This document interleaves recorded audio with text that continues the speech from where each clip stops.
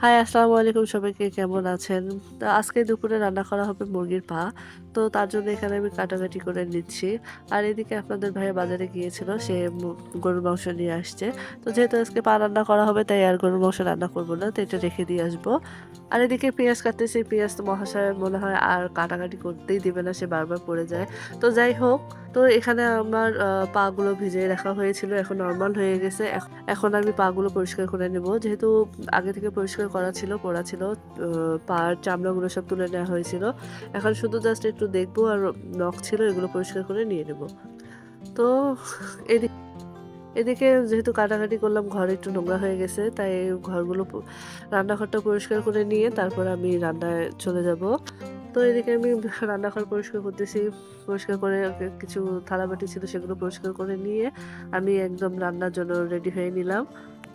তারপর এই তো আমি রান্না বসিয়ে দিলাম। তো এখানে মেয়েকে চেয়ারে বসিয়ে দিয়েছি। বসিয়ে দিয়ে আমি রান্না করতে বসছি। তো এই তো দেখেন কি অবস্থা আসলে ছোট বাচ্চা থাকলে যা হয় আরকি। আর মেজো মেয়ে বারবার আসতেছে আর দেখতেছে যে আজ আম্মু কখন হবে, কখন হবে? তার নাকি প্রচুর খিদা লাগছে। তো তার জন্য আবার তাড়াহুড়ো করতেছি যে যেহেতু তাকে খিদা লাগছে। তো এই তো এদিকে তাড়াহুড়ো করে রান্না করে তাকে খেতে দিলাম। সে মহা খুশি। সে তার পছন্দের খাবার পেয়ে। তো যাই হোক, এদিকে বিকেল হয়ে আসলো। বিকেল হয়ে আসতে মেয়ে বলতেছে যে, "আম্মু খিদা লাগছে, হালকা পাতলা খিদা লাগছে।" তো কি করে দিব?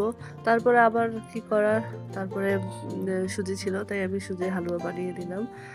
আসলে আমাদের বাসায় সবাই একটু মিষ্টি বেশি পছন্দ করে। তাই যে মিষ্টি যেকোনো খাবারই তাদের অনেক বেশি পছন্দ।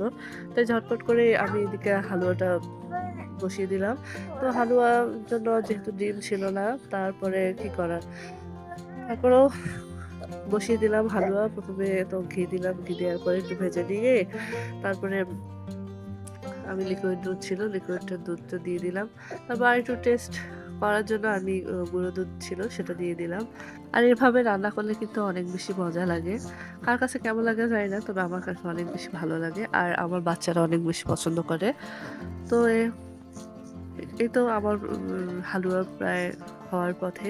তো এটাকে আরেকটু মানে ডেকোরেট করার জন্য এখানে আমি কিছু কিসমিস এড করেছি।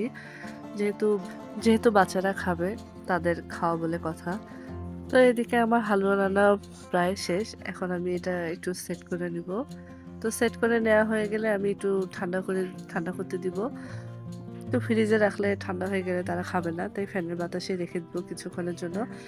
অলমোস্ট ১ ঘন্টা রেখে গেলে এটা জমাট বেঁধে যাবে। একটু শক্ত হয়ে আসবে। এই তো আমার হালুয়া রেডি। তো আজকের ভিডিওটা কেমন লাগলো অবশ্যই জানাবেন। আর ভালো লাগলে অবশ্যই একটা লাইক, কমেন্ট, শেয়ার করে দিবেন। আল্লাহ